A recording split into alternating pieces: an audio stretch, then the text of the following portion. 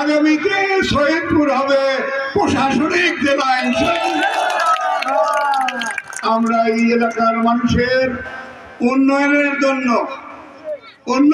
জন্য আমরা ধানের শীষ মার্কা নিয়ে কিশোরগঞ্জ এবং সৈয়দপুরের মানুষের দুয়ারে দুয়ারে গিয়েছি, দৌড়ে দৌড়ে গিয়েছি।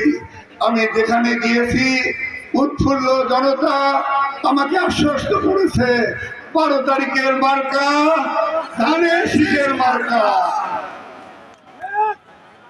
বিভিন্ন স্থান থেকে এখানে কিছু মানুষ, অসহায় মানুষ 22টি ক্যাম্পে আশ্রয় নিয়েছে।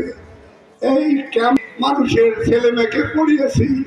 আমি 1981 সালে এই মহিলা কলেজ প্রতিষ্ঠিত করেছি।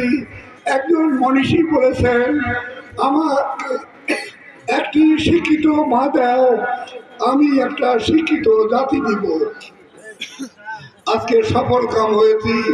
44 বছরে হাজার হাজার মেয়ে সৈয়দপুর মহিলা কলেজ থেকে ডিগ্রি অর্জন করে দেশের বিভিন্ন স্থানে চাকরি এবং ঘরকন্যা করছে। আমি 1995 সালে কামারপুকুর কলেজ করেছি, এটিও ডিগ্রি কলেজ।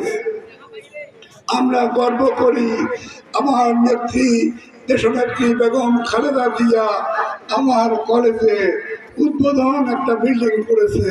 নীলফামারী জেলা তথা রংপুর বিভাগের কোনো কলেজে আমার নেত্রী যায়নি।